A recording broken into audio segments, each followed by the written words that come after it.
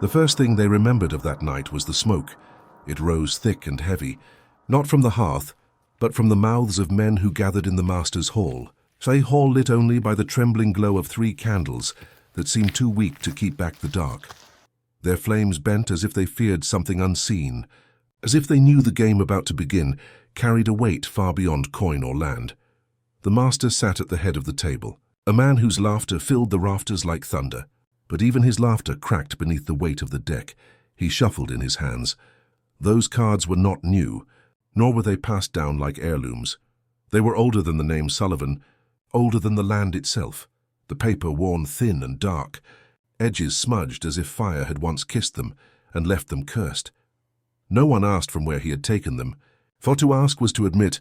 One heard the whispers that clung to the backs of those cards like ash. The men around him leaned forward, their faces hollowed by the sickly glow of wax. They had come for sport, for the promise of wine and a chance at fortune. But the air pressed upon their lungs until each breath felt stolen from someone else's chest.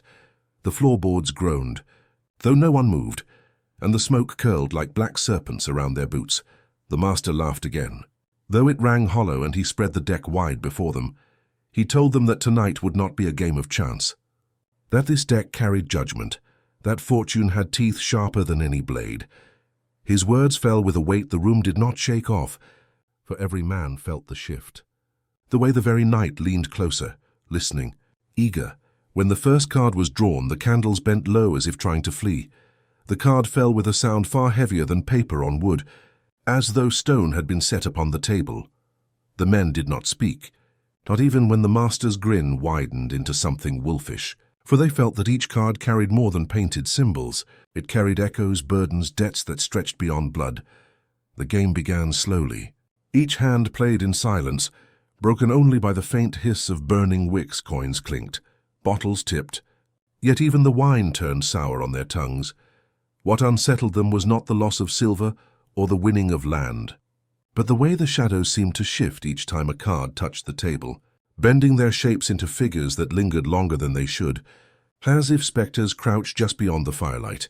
One man whispered that the cards smelled of smoke, though no fire touched them. Another swore that when he brushed his fingers over the back of one card, the tips of his skin blackened faintly, as if touched by cinders. The master silenced them with a single look, a look that told them they were no longer guests, but witnesses by the third round. A chill sank into the room. The windows had been latched, yet frost gathered on the edges of the glass. Curling like veins across the panes, the men played on, though their hands trembled, and each card struck the wood with the sound of coffin nails. It was then that the oldest among them muttered a prayer under his breath. Yet the prayer broke apart like smoke in the air, and the silence that followed felt deeper than any silence men could make. The master leaned forward, his grin never faltering, his eyes gleaming with a hunger not born of silver. He told them the deck had chosen them, that once the cards were laid down, no man could walk away unmarked. The air thickened, as though the walls themselves leaned inward, pressing their breath back into their chests. The tobacco smoke turned heavier, darker, and some swore they saw faces in it, faint outlines of mouths that whispered though no sound came. Still the game moved forward. The cards fell one after another, each one older in spirit than the men who touched them. The deck did not belong to the master, nor to his family, nor even to this soil, but to something far deeper. And with each hand played it claimed more of the night. By the time the last candle guttered low, only the master's laugh remained, sharp and jagged as broken glass. But even his laugh faltered when the cards stained his fingers. The soot of centuries clung to him, black streaks that would not rub away no matter how hard he pressed them against his coat. And when he lifted the deck again, some swore they heard it breathing. The men did not leave that night with coin, nor with joy, nor with ease. They left carrying shadows, left with faces paler than moonlight, left knowing that something had shifted in the marrow of their bones. The game had begun, and though none dared speak it aloud, they all knew what was true. This was not a wager of silver or land, but of flesh, of blood, of name. And when the last man stepped from the hall, when the last breath of smoke slithered out into the night, the cards lay waiting still. The deck stained with ash sat upon the table, trembling faintly, as if eager for the next hand, the next life. The next debt for the night was listening still, and silence does not forget. The table is set, the cards alive, the silence unbroken. The next chapter will bleed into the unthinkable wager, where coin is not enough, and a daughter's name is drawn into the game. The night had already grown strange, yet none of the men dared rise from the table. Their purses lay emptied, their land claims signed away, and still the master's hunger burned bright as a coal that would not die. Silver did not quiet him, nor did acres satisfy him, and the smoke that wound around his chair seemed to coil tighter with each hand played. He leaned forward, the deck spread before him like the wings of a crow, and his eyes caught the candlelight in a way that made them seem wet. With fever, his voice dropped lower, carrying a weight that pressed against the ribs of every man present. He asked them what they would give when silver ran dry, what they would risk when no field, no barn, no chest could answer the call of the cards. Question fell heavy as stone into water, and no man replied. Outside, the wind rattled the shutters, though no storm passed the valley. The silence that filled the room was not human silence. It was not the pause of men searching for words, but the hush of something vast and watching, as though the night itself leaned close to hear the answer. The master did not wait long. He reached into his coat and pulled forth a ribbon, pale and frayed. Around that ribbon clung the faintest trace of perfume, a sweetness so fragile it did not belong in that hall of smoke and cards. He laid it upon the table, and the candle nearest to it guttered almost to nothing before flaring again, as though unwilling to bear witness.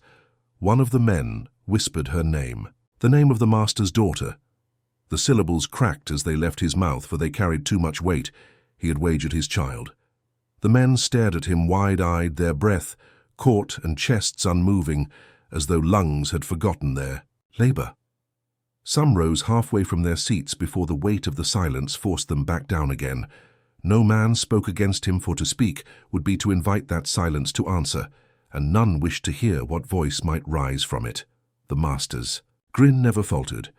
He told them that coin and land were for lesser men, that his bloodline was worth more than the soil his forefathers had stolen from the earth. He said the cards desired more than silver, that they hungered for what could never be mined or measured. He said the deck wanted legacy, and he would give it. The ribbon lay trembling, though no hand touched it. The perfume thickened until it filled the room, choking every breath with sweetness that turned rancid the longer it lingered. It was as though the girl herself had been called into the room, though her feet never crossed the threshold. The slave seated across from him did not move. Scars traced his hands and arms like old rivers etched into flesh. His face was carved from silence and stone. Yet when the ribbon touched the table, his eyes lifted at last. They did not shine with greed nor soften with pity. They were colder than iron, older than sorrow. And when they fixed upon the master, a chill swept the hall, as though every candle had frozen in wax. The other men could not look long at him, for his gaze was too steady. They stared instead at their cups, their hands, their coins, anything but the figure who sat so still, so certain. But even as they averted their eyes, they felt it, the shift, the undeniable truth that this wager was not against flesh and blood alone, but against something that had been waiting beyond the walls since before the house was built. The cards whispered as they were shuffled, the sound. No longer paper on paper, but the rustle of dry leaves in a graveyard. Each drawer pressed heavier, each face revealed spoke less of chance and more of judgment. And with every round, the master's grin sharpened, though a flicker of unease danced at the corner of his mouth. He played not with fortune, but with forces that measured men in marrow and bone. At last he declared the hand that would settle it. The stake of his daughter stood upon the table, bound not by ribbon alone, but by silence itself. The men watched the final card fall. It struck the wood with a thud too heavy for painted pasteboard, and the candle nearest it cracked, spilling wax like blood across the grain. The master's laughter broke out again, but it was thinner now, like a blade scraped across stone. He leaned back triumphant, declaring that the cards themselves had favored him once more, but his victory did not still the air. It only deepened the listening silence that had swallowed the room, for the ribbon no longer lay as he had set it. It had shifted, curling toward the slave who had not blinked since the wager began, and though the girl was nowhere in the hall, a faint cry trembled in the air, a cry not made by lips, but carried in the timbre of the walls themselves. As though her name had been stolen and spoken through timber and nail, the men froze, their breath stolen, their eyes darting toward the doorway, expecting to see her figure standing there, but the door never opened. The sound had no body, and yet it filled the room as surely as a scream. The master pressed his hand upon the ribbon as though to claim it, yet his palm blackened where it touched, as if ash had risen from the cloth itself. He snatched his hand back, hissing yet grinning still, though. His skin smouldered faintly in the candlelight, and the silence pressed tighter, the weight of the wager sealing itself upon the house, upon the night, upon every soul who had borne witness. No one spoke. No one dared. The cry of the daughter's name had been heard, and the debt had been set, and in the stillness the slave's gaze never shifted, never broke, never blinked. The ribbon lies blackened, the air still carrying the echo of a stolen name. Next, the scarred man at the table will reveal why. He does not fear the wager, why he does not blink, and why the cards lean toward him as if they already know his hand. The room had become a tomb of silence, yet one man sat at its heart as if carved from the very stone of that silence. Across the table opposite the master sat the slave, his skin marked by scars too deep to belong to the lash alone. They ran like rivers down his arms, carved into his chest, climbing his neck, each one a map of suffering too deliberate to be chance, too ancient to be the work of mortal hands. The men had seen scars before, but never scars that seemed to live and breathe under candlelight. They writhed faintly as though the skin remembered every strike, every brand, every fire it had endured, and yet his eyes did not waver, did not cloud with rage nor shine with fear. They were steady, flat as black glass, reflecting nothing and promising nothing. When he gazed upon the master, it was as though the weight of centuries looked with him, as though his stare carried the hush of graves older than Virginia soil. The men who had gathered felt their throats tighten under that gaze. They turned from him, staring into their cups, into the smoke, curling upward into the failing light. But turning did not save them, for they felt him still.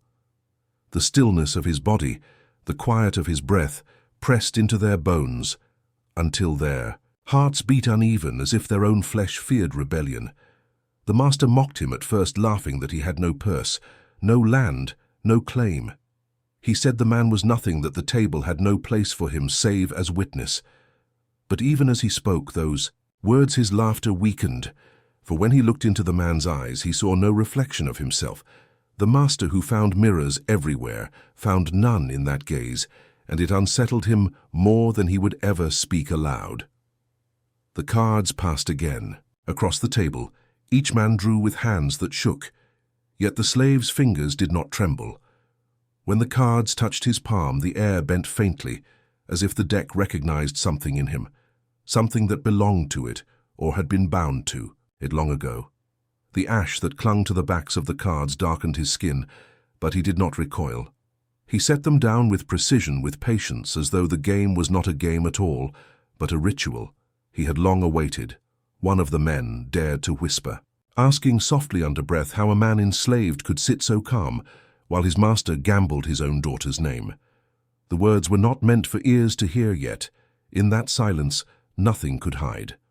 The slave turned his head slowly, his gaze falling upon the speaker, and though no word left his mouth, the man dropped his eyes at once, his tongue thick in his throat.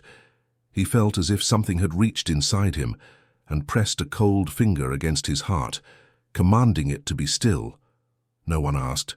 Again, no one dared. The master sneered, but it was a hollow sneer, his grin stretched too thin.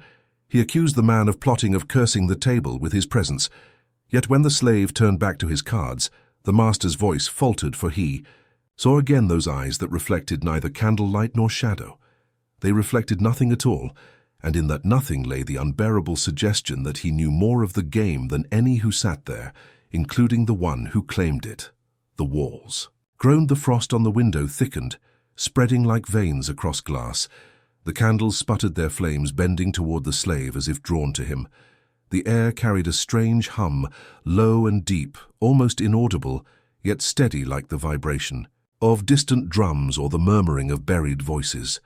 The men pressed their hands to their ears, but the sound came from within, not without. The cards fell once more, and when the slave laid down his hand, the shadows at the edge of the room shifted. They did not stretch away as shadows should. They leaned forward, drawn closer, their forms breaking into shapes, not quite human, crouched shapes with limbs too long and faces bent low as if bowing before him. One of the men dropped his cup, the wine, spilling like dark blood across the table.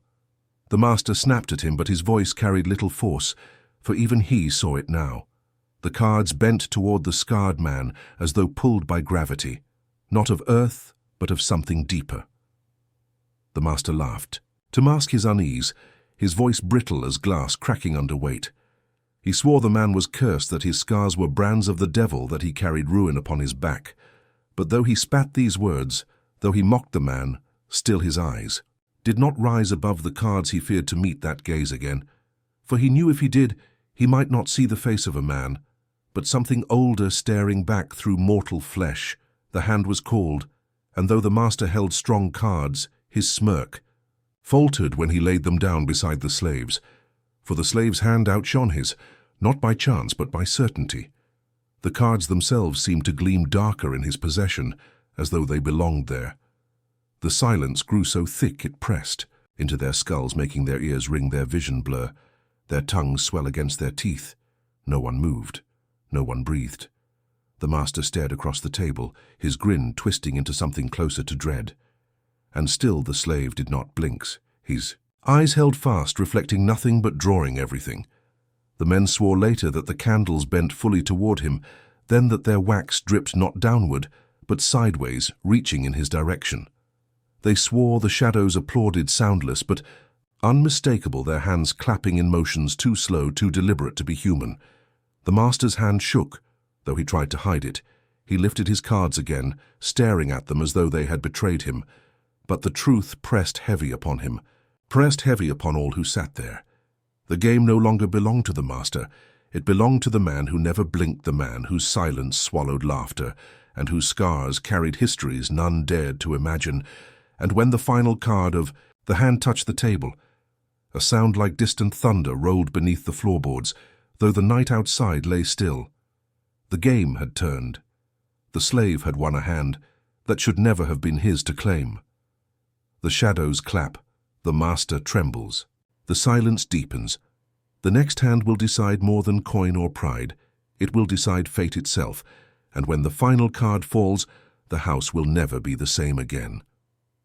The table shook, though no man had touched it. The last card lay between them, its edges curling faintly, as if heat rose from beneath the wood, though no fire burned there. Every candle in the hall bent its flame toward the scarred man, as though compelled, drawn by some ancient current that none could name. And though the master grinned still, his teeth showed too much, his lips stretched too thin, the smirk already curdling into dread. The other men sat rigid, their eyes darting from the cards to the shadows that pressed tighter around the table. They did not wish to speak. They did not wish even to breathe, for fear that breath itself might tip the balance. The air had grown so heavy, it seemed the rafters sagged beneath it, and still the cards lay waiting. The hand that should never have been won now stood revealed. The master had played boldly his cards, strong enough to crush any lesser opponent. He had wagered with certainty that the house itself bent to his will. But when the slave laid down his hand, the room turned colder, and the silence deepened until it seemed the very earth beneath the floor held its breath. The cards before him did not gleam. They did not boast. They did not shine like treasures. They lay dark and heavy yet. Undeniable, the shape of victory carved into their faces, as though fated long before the night began. The master's laughter faltered, breaking into jagged edges of sound that cut the silence, but did not pierce it. His fingers twitched, as though itching to sweep the cards from the table, to deny what his eyes told him. But even his hand trembled, and the cards clung to the wood, as if they had roots there, refusing to be scattered. The men exchanged no words, yet their fear was shared. They felt that the game had turned not by chance but by decree, that the deck itself had chosen a master, not the man who bore the name, but the one who bore the scars. The slave did not smile, did not boast, did not gloat.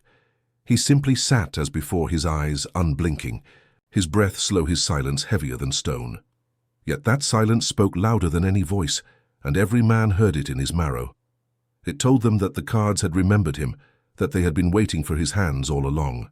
The master slammed, his palm against the table, though the sound echoed hollow. He swore the hand was trickery, swore the man had cursed the deck with his touch. But no one echoed him. No one supported his fury, for they all had seen it too. The shadows had bent closer. When the slave played his cards, and when his hand formed its shape, the air itself seemed to bow. It was not trickery, it was not chance, it was will. The master's fury turned to laughter, sharp and broken. He declared the night, not yet finished that. Fortune was fickle, and the next round would prove his dominion. But his words rattled in his throat, for even as he spoke, the shadows clapped soundlessly, their forms bending in rhythm, their applause a gesture too slow, too mocking, too dreadful. They celebrated the slave's hand, not the master's defiance. The men could not look long at the shadows. They felt eyes within them watching. And when one man dared raise his gaze higher, he swore later that the beams of the rafters were crowded with shapes, hunched figures crouching to peer down, mouths twisted in silent mirth, their hands raised as if in ovation. He dropped his eyes quickly and did not look again. The master's hand had been strong, yet it lay defeated. And though he raged, though he cursed, though he promised the next hand would turn the tide, the truth pressed down upon them all. This was the hand that should never have been won, the kind of hand that bends the course of families, that twists the root of bloodlines, that writes debts in the marrow of children not yet born. The silence grew unbearable, until the master snatched up the deck again, shuffling with hands that shook, though he tried to mask it. The cards hissed against one another, the sound no longer the rustle of paper, but of dry bones shifting in shallow graves. He dealt quickly, desperate to bury the moment under new chance, yet the weight of the last hand clung to him, staining his fingers as if ink had soaked into his skin. The slave reached for his new cards, his movements slow, deliberate as before. The master watched his every gesture, searching for flaw, for trick, for tell, yet found none. The man did not even blink, as the candles bent lower their flames, stretching toward his face as though the fire itself yearned for him. The other men began to tremble, one clutching his chest as though his heart faltered under the weight of the silence. Another muttered a prayer, but his words tangled into nothing, leaving only breath. The air was too thick with unseen listening for prayers to rise. The master forced his grin wider, speaking of fortune and daring, of stakes and legacy, yet his voice cracked on the edges, his throat dry, his words broken. He dealt and dealt again until the final card fell once more, and as it touched the table, the silence shattered, not with sound but with motion. Every shadow in the room leaned forward at once, bowing low toward the slave. The sight drew gasps and curses from the men, yet the slave did not move, his gaze never shifting, his stillness heavier than all their terror. The master's smirk broke fully into dread. His teeth clenched, his hands tight around the deck. He knew now what the others had begun to fear. The house did not belong to him, the game did not belong to him, the night itself did not belong to him. It belonged to the one who never blinked, the one whose scars bore histories too dark to name. And when the final hand of that round stood, revealed, the silence deepened into something. Worse, it became listening applause, slow, deliberate, unseen, hands clapping in rhythm with hearts that pounded like drums. The shadows praised him, and the master could no longer laugh. The cards had turned against him, and the house itself seemed to smile in the dark. The hand lies won, the shadows applaud, the master's power cracks. And in the next moment the debt will be called not in coin, not in land, but in the body of the girl whose name has already been stolen. Her cry waits in the walls, and soon it will claim its flesh. She cried out, but her voice did not belong to her. It was already claimed. The night had turned its face away from the house, yet the candles within still burned, though no hand fed their flame. Each wick trembled, as if shivering at what it was forced to witness. The master sat slumped in his chair, his skin pale with victory that felt more like sickness. He had wagered flesh and blood, and the cards had spoken. His laughter rang hollow against the rafters, like a bell cracked through with age. In the far corner the girl knelt, Her gown was white, but already shadow clung to it. Her hands clutched her chest as if to hold her soul in place, for she could feel it tugged from her by unseen strings. She screamed, "Father! Father, no!" But the voice that spilled from her mouth no longer sounded like hers. It was heavy, layered, as though centuries spoke through her lips, a voice too deep for a child, too vast for a mortal. The slave who had won her sat silent. His scarred hands rested upon the table, but his eyes lifted to hers and did not waver. In their stillness there was no hunger, no triumph. Instead they carried the same weight as the cards, the weight of inevitability. The master spat to the floor and swore she was still his blood, his property, his daughter by God's law. But the night itself had leaned closer. It had listened when the wager was made. It had heard him place her name upon the table, and the night does not forget. The girl felt the room close around her, as if the walls leaned. In the air pressed against her chest. She stumbled forward, yet when she tried to run, the very boards beneath her feet shifted, guiding her steps not to the door, but to the winner of the hand, the one who had not blinked, the one whose silence was deeper than any grave. She wept, "No, I will not go." But her tears fell black upon her skin, and when they touched the floor they hissed as though they struck fire. She saw her reflection in them, only it was not her face staring back, but something pale and eyeless, something waiting to claim her. The candles guttered and grew tall, stretching into shapes like bent figures. Their shadows spilled long over the table and pointed toward her as if in accusation. The men who had gathered for sport looked away, none daring to intervene, for each knew they had witnessed not a game but a binding, the kind no law of man could undo. The master clutched the deck and cursed his loss.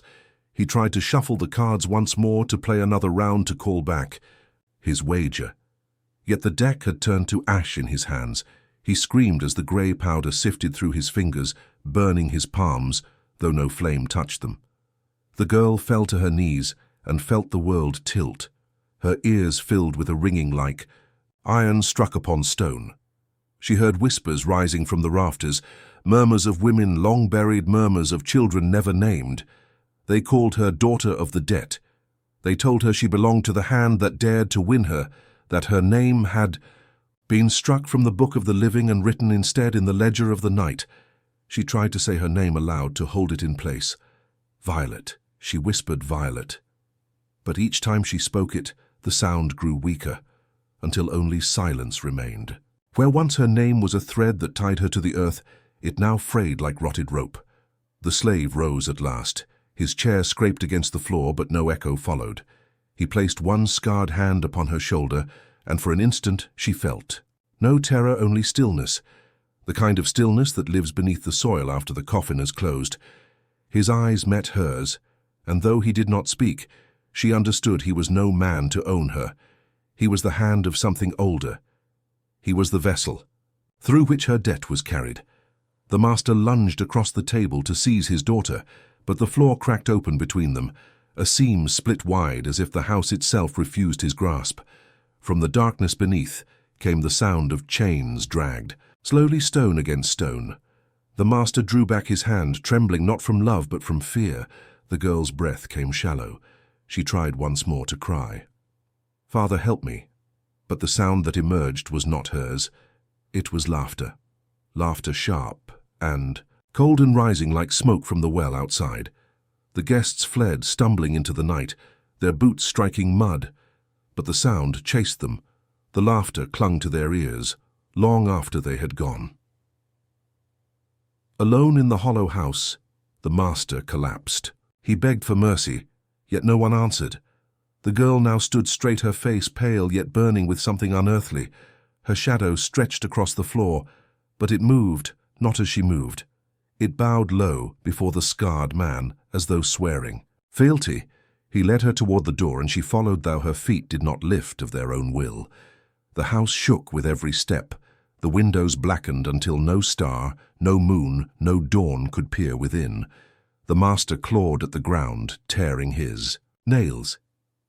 He called her name again and again, but nothing answered, for that name no longer belonged to him. By the threshold she turned once. Her eyes met his, and for a flicker of a moment he saw her still within them, his child reaching toward him. But then her lips parted and spoke words that froze his heart. She said, "You wagered me, you lost me, and now I am not yours." The door closed without a hand to close it. The lock turned without a key. The master was left alone in a house that would never again sleep, and in the distance across the Virginia fields the sound of laughter echoed, carried by the wind, like a hymn too dark to be sung by mortal lungs. The kind of sound that calls not to ears, but to graves. The kind of sound that promised. The debt was only beginning. The master wept until his tears turned to blood and the floor drank every drop, and in that moment he realized what had truly been lost. It was not her body, not her service, not her freedom. It was her very name torn from his bloodline, as though the night itself had risen to strike it away.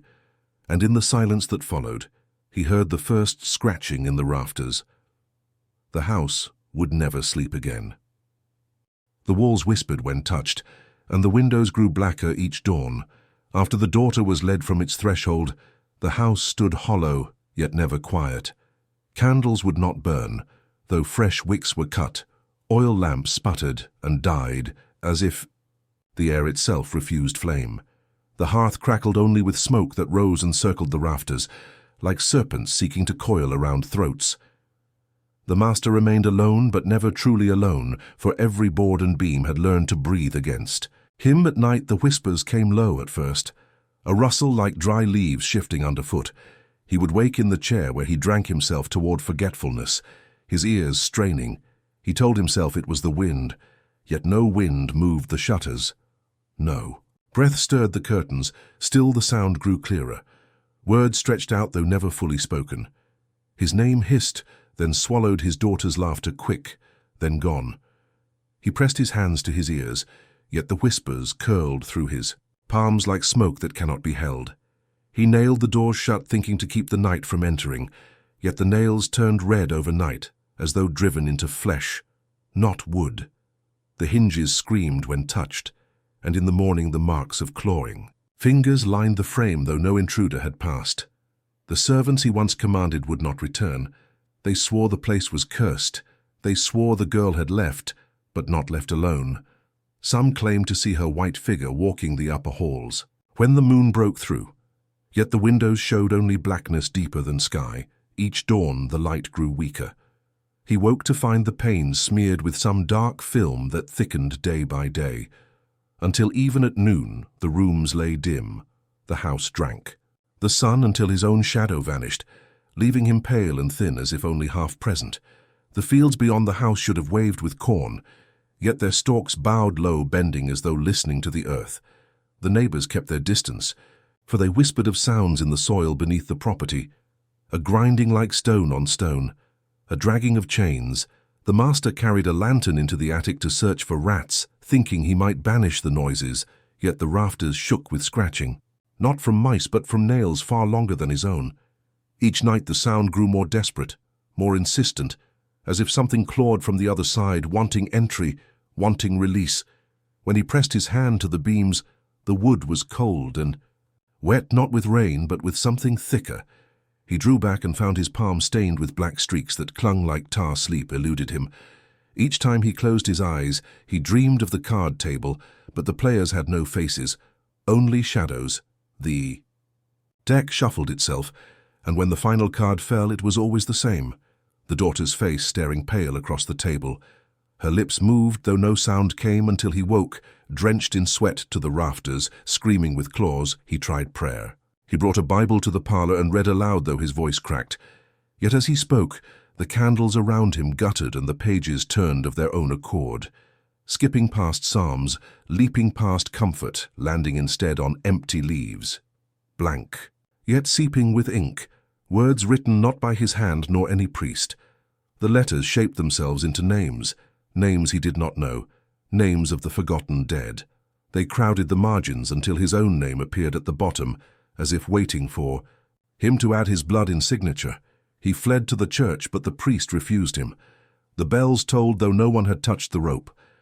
The congregation whispered that his house had become a vessel for debt, that his wager had not ended, but only Opened a door, too many eyes had seen the girl led away.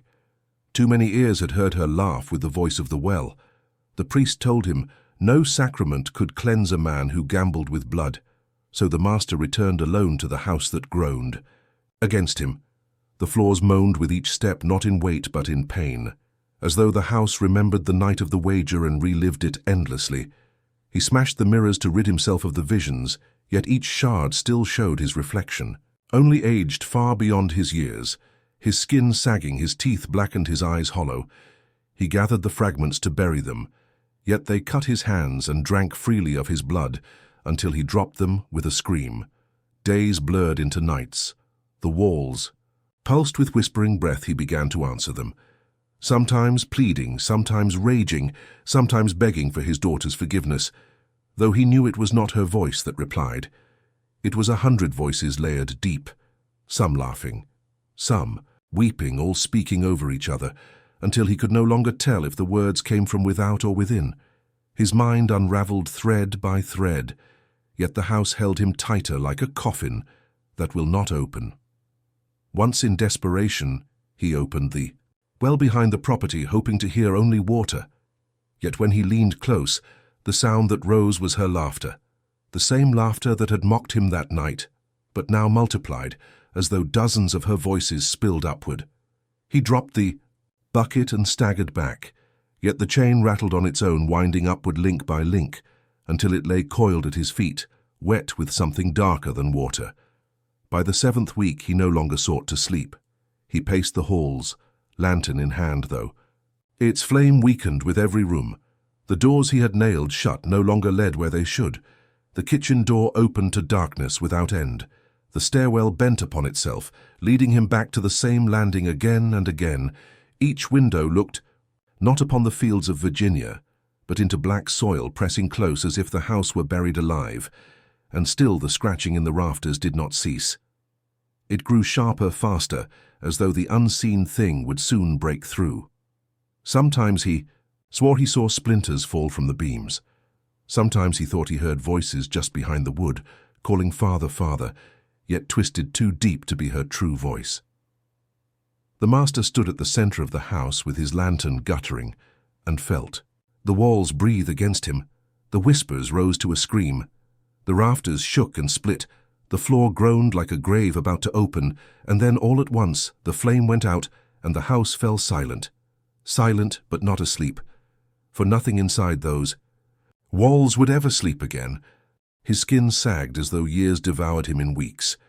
By the time autumn bent the trees with its weight, the master was no longer the man who had once laughed over cards. His flesh had thinned until his cheekbones jutted like stones in eroding soil. His hair hung brittle. His teeth loosened one by one. He walked the halls with a lantern whose flame sputtered as though choking upon the air. Yet the greatest rot was not in his flesh, but in his mind, for he no longer trusted what belonged to him, or what still bore his name. Each night he swore he heard her laughter, not from the parlor where her voice once sang hymns, not from her chamber where her childhood toys still lay scattered, but from the well behind the house, a sound carried up through. The chain dripping with dampness. Sometimes the laughter swelled into sobbing, sometimes into whispers that hissed, "Father, Father." But when he drew near the well and leaned close, the voice would shift, low cold, ancient as stone, telling him the debt. Gears not paid, the neighbors no longer came near. They spoke of a man whose shadow moved before him as though fleeing. They told each other he had grown a century older in a single season, that the lines of his face carved themselves deeper each day, as if invisible hands pressed against his skin, pulling him downward. They saw him wander the fields at dusk, clutching his lantern and muttering to the soil as if bargaining with it. The corn grew tall, yet each ear split open to reveal not kernels, but pale ridges like teeth.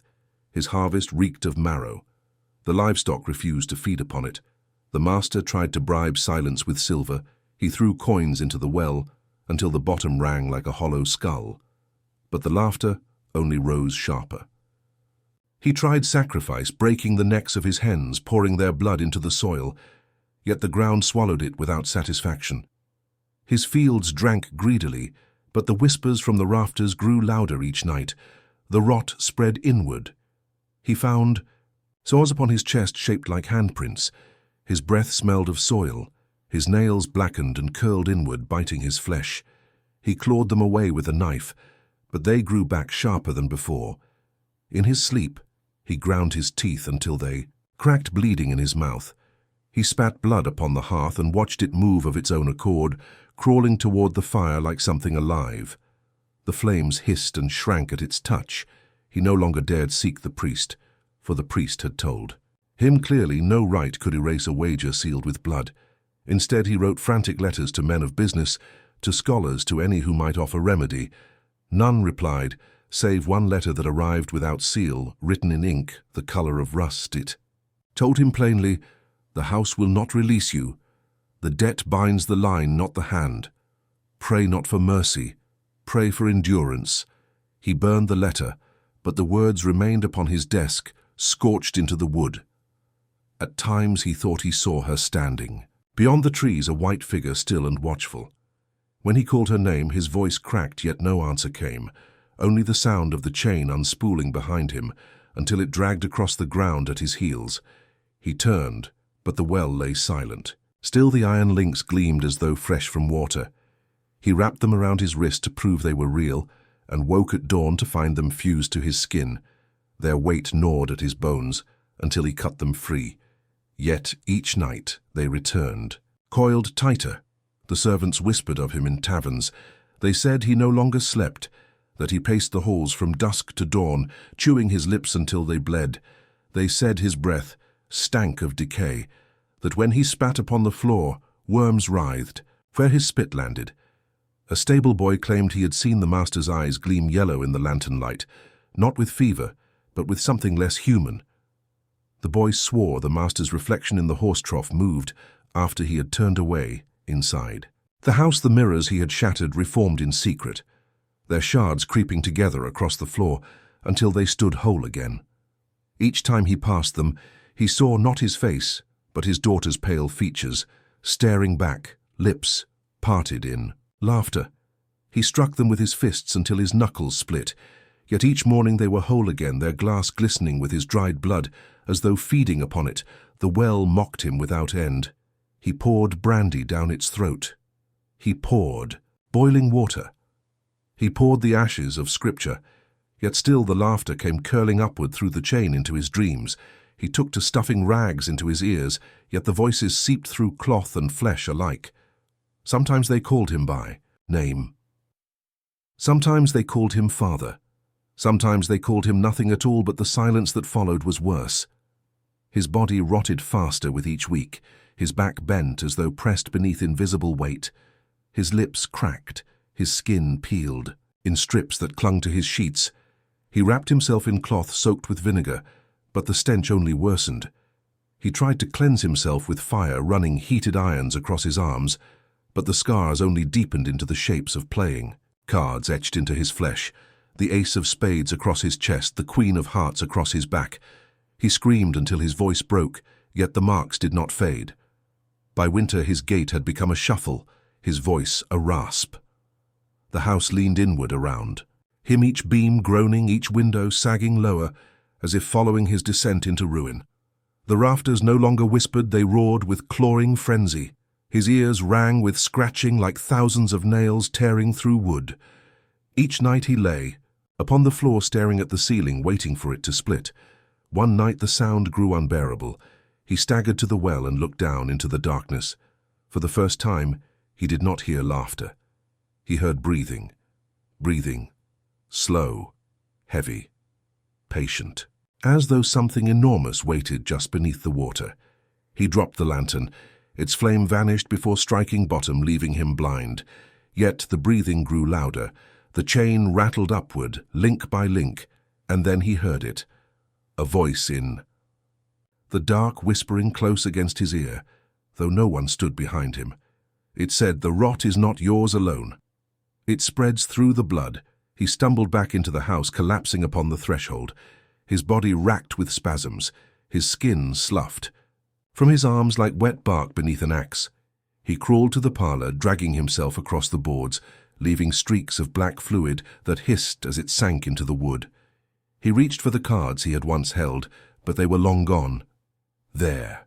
Ashes still clung to the cracks in the floor, and from those cracks pale fingers now pushed upward.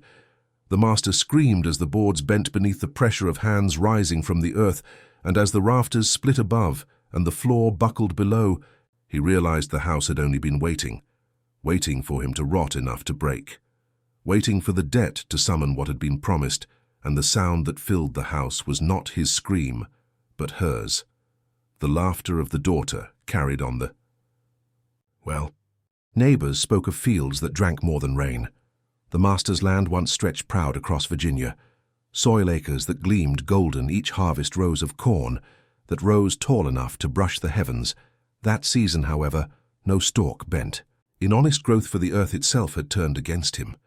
The rain fell but vanished too quickly. The soil did not drink water. It drank what seeped from the house, the black streaks from his rotting flesh, the drops of blood he spat into the ground, the tar that dripped from his sores. Each night he left pieces of himself trailing through the halls, and each dawn the fields grew darker, as though fed by his decay. Corn rose high that year, higher than any neighbor remembered, but its leaves curled inward and the stalks bent toward the house, not the sun. The fields leaned like an army awaiting command. Men came to watch and left pale. They said each ear, when peeled open, split wide, not with kernels, but with pale ridges like rows of teeth. Some claimed to see gums pink and wet. Some swore they heard the stalks whisper. When the wind passed through a sound too close to voices, children dared each other to pluck the ears, but none dared to bite. Instead, they threw them into the river. Yet the cobs floated against the current, circling back to shore. Livestock refused the harvest. Cattle bellowed and broke their fences rather than be driven into the fields. Horses reared and threw their riders when spurred down the rows. Dogs whined and dug their claws deep into porches to keep from straying near the master, slaughtered a hog himself, and fed it the corn piece by piece, forcing its jaws closed until it chewed. The beast screamed until its throat tore open, and from its mouth spilled blood thick with kernels. The body writhed long after its neck was broken, and its belly swelled as though heavy with unborn things. He buried it in the soil, yet 3 mornings later its body lay atop the ground again, as though the earth had spat it out in disgust. The neighbors whispered that the land had turned tithe to something older than Christ. They said the debt demanded not coin, not flesh alone, but the very blood of Virginia soil, a tax to feed what stirred beneath, they swore. The air above the field smelled of iron and rot. They claimed crows gathered in flocks, but would not land circling endlessly until their wings frayed. They said the master himself no longer walked upright, but bent low through the rows, speaking to the teeth of corn as though confessing his sins. By day the stalks shivered, though no wind touched them. By night the fields glowed faintly, as if dew clung to every leaf. Yet when touched, the glow smeared like blood, fresh beneath fingernails. Farmers, who passed by at dusk, claimed to hear voices carried through the stalks, not one, not many, but countless, rising together like a congregation in hymn. A hymn without words, a hymn that rattled bone. The master tried to burn the fields. He dragged oil across the rows, lit his lantern and cast it down. But the flame did not spread. It died instantly, as though choked in the soil. He fell to his knees, cursing until the ground beneath him swelled and burst. Black liquid erupted, drenching him with a stench of marrow and rust. The soil drank his scream, and the corn only grew taller by morning, its teeth sharper, its husks slick, as though wet with saliva. Children in nearby farms woke shrieking from nightmares.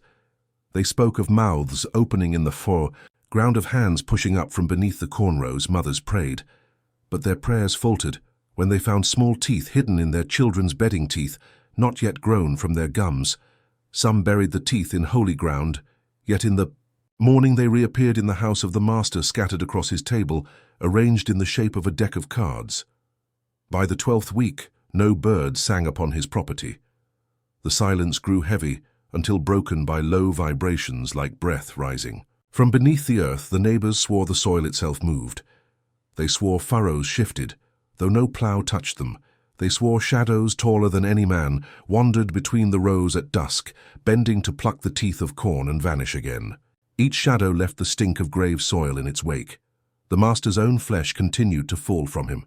His sores wept freely, and wherever drops struck the soil, new shoots broke forth within hours, green at first, then yellow, then white, until they split to reveal gums lined with teeth. He hacked them down with his cane until his arms failed, yet each time he turned his back, the field grew thicker. At last, he fell to the ground and pressed his face into the soil, begging for mercy. He felt it shift beneath him like skin stretching over muscle. He heard the slow grinding of stone on stone as though chains moved deep below. He tasted iron, he smelled rot. And then the soil spoke, not in words, but in the rush of blood filling his ears, a sound, like 1,000 heartbeats drumming in the dark. The master screamed that he would give anything if only it would stop. But the earth knew he had already given everything. The tithe was no longer his to offer. It was claimed neighbors who dared to. Pass-by said they saw him kneeling in the rows, his head tilted back, his mouth filled with kernels that pulsed as if alive. They said his body bent and swayed with the stalks as though the field had adopted him as one of its own. They swore that, when lightning struck that night, they saw not a man but a scarecrow standing tall with arms outstretched. His chest split open, revealing teeth where ribs should be, and as thunder rolled across Virginia soil, the neighbors heard a sound they would never forget, the sound of the earth itself chewing.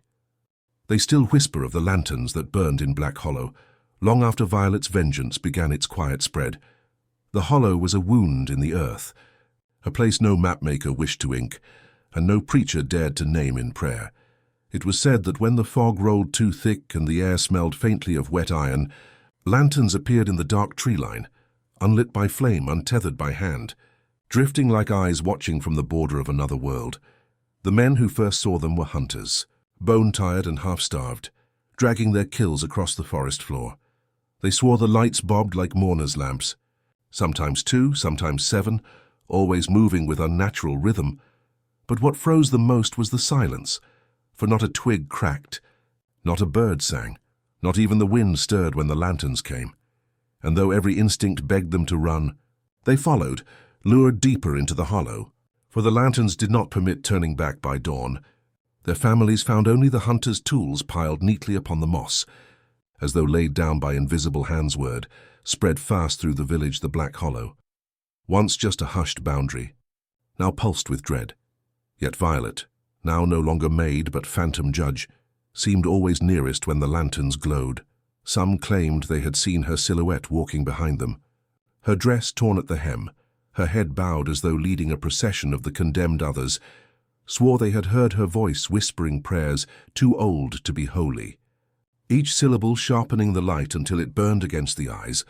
The Reverend declared the lanterns to be tricks of swamp gas, a natural fancy meant to test weak souls, but even he would not step beyond the chapel's fence when the glow spread across the trees, swaying, beckoning, circling like wolves, and when his own niece vanished after following the lights at dusk. The Reverend sealed his door and never again spoke Violet's name to the elders. The lanterns were not new. They remembered the tale of the hollow well before Violet's curse, a tale the children were forbidden to sing aloud. It was said the hollow had once been a field where debts were settled in blood, long before ink and ledgers, long before masters and maids, a place where men who could not pay were given to the soil, their lives written as entries in the ground, and it was from those forgotten bones that the lanterns rose, carrying the weight of oaths never broken. Debts never erased. Violet, bound to debt since her father's ruin, seemed to awaken what lay beneath that cursed soil. Each step she took into the hollow, each whisper she breathed into its dirt, stirred the unclaimed dead, and soon the lanterns burned brighter, sharper. Like restless eyes seeking what was owed, travelers began to vanish in alarming numbers. A peddler's cart found overturned, wheels sunk deep in the mud, but no sign of the man himself. A pair of brothers last seen boasting of riches at the inn, their laughter echoing too loud, their table left with coin but no bodies, and a girl no older than 12, drawn from her bed to follow a light through the window, her footprints ending where the hollow's moss swallowed them whole still. The villagers resisted speaking the truth aloud. To name the hollow was to invite its gaze, and to name Violet was to quicken her return. Yet children could not help but draw the lanterns in dirt, whispering that Violet's eyes were inside each glow, watching, waiting. And when parents struck their hands away, the children only laughed in voices too deep for their years, muttering that the debt was not yet paid. The hollow thickened with power, its soil damp, its trees leaning like blackened ribs. Some swore they saw coffins beneath its roots, half sunk, their lids rattling as though something within sought breath. Others claimed that if you dared stand in its center, the lanterns would circle you, and your name would vanish from every tongue before dawn. For the hollow did not steal bodies alone, it consumed memory, scraping clean the very ledger of who a soul once was. The gravedigger, a man half drunk on his own sorrow, dared the hollow one night. He claimed he would bury Violet's shade once and for all, drive his spade into the soil until her ghost was pinned.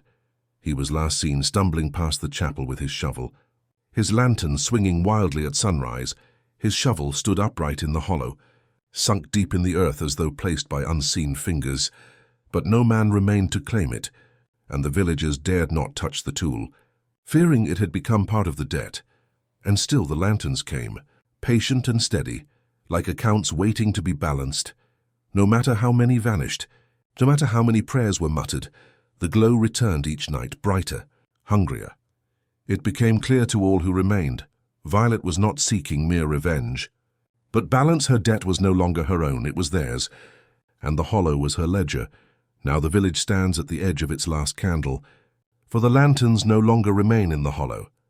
They have begun to drift closer, out of the trees, across the fields, down the lanes where children once played. One was seen last week, at the threshold of the blacksmith's home, its glow pressing against his door like a heartbeat, and another hovered at the widow's window.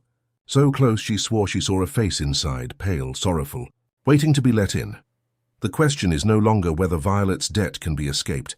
The question is whose name will be written next in the hollow's unholy ledger. The night came when the hollow no longer contained her. It began with a silence so deep that even the church bell, rusted and cracked, refused to ring when the sexton pulled the rope. The wind that usually hissed through the trees held itself still, as though the entire forest paused to listen, and then the lanterns rose, not one, not seven, but countless, flooding the sky like a procession of stars torn loose from heaven. The village shuddered beneath their glow, every shutter slammed, every lock turned. But locks were nothing against Violet's return, for Violet was no longer only a maid, nor merely a wronged daughter bound by her father's debt. She was ledger and judge, she was sentence and executioner, she was the ink that stained the soil and the hand that held the quill. Her figure emerged from the hollow, her dress in tatters yet glistening as though wet with endless rain, her face half hidden in shadow, her hair wild, her eyes burning with the reflection of every lantern light that followed her. And as she walked, the earth seemed to soften beneath her feet, swallowing sound, swallowing courage, swallowing breath. The first to see her clearly was the innkeeper who once mocked her name when she scrubbed his floors. He peered through a slit in the door, clutching his trembling wife, whispering prayers that tangled on his tongue. But Violet stopped before his door, and the lanterns gathered around her like jurors in a trial. Her voice came not as a scream, but as a whisper too heavy to ignore.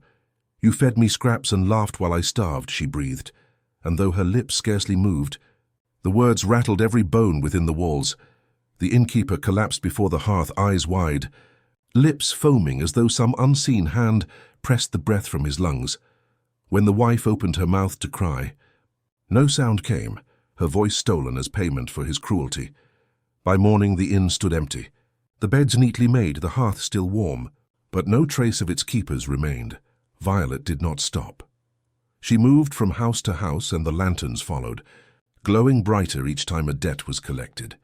The blacksmith who once struck her hand for being too slow found his forge cold, the fire within stolen forever. The seamstress who sold her rags for a full coin awoke to find every needle in her home piercing, her skin until she was stitched silent, and the reverend who declared her cursed and unworthy of mercy was found on his knees before the chapel altar, his Bible open, its pages blank, the ink drained as though every word of salvation had been erased from the world. He gasped his last breath as Violet placed her hand on the book, whispering, "Mercy is not for debtors," before the lanterns drew him into their glow. No scream was heard, no struggle, only silence. And the soft sound of pages turning in an unseen book. The children who once drew lanterns in the dirt stood in the lanes, their faces blank, their eyes reflecting Violet's glow. One by one they joined her procession, stepping without hesitation into the hollow. Their laughter swallowed by the mist, parents reached for them, but touched nothing, their hands passing through shadows, their names already fading from memory.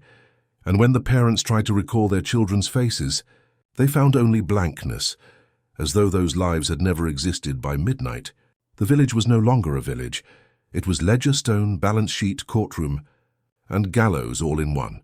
The lanterns floated above the rooftops like judges' eyes, casting no warmth, only cold illumination. And Violet stood at the square.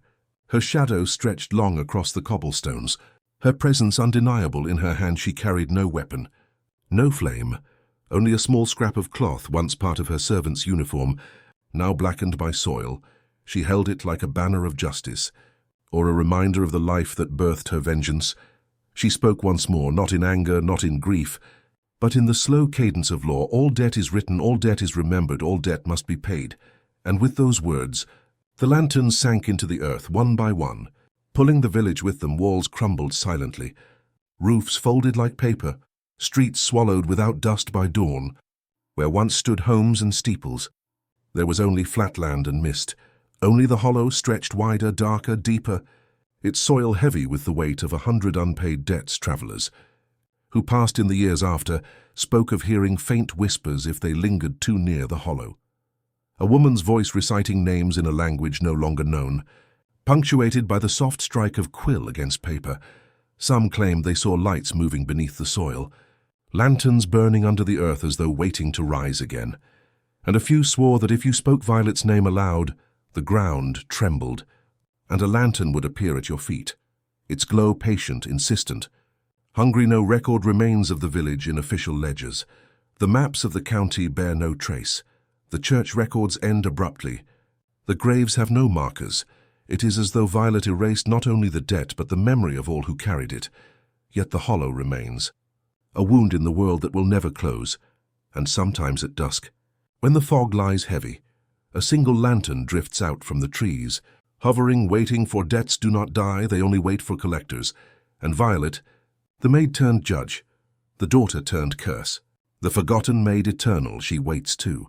Her vengeance not bound by one village, one family, one debt. Her vengeance is ledger and law, binding us all, for in the end who among us owes nothing? Who among us can say with certainty that the lanterns will not one night appear at our door?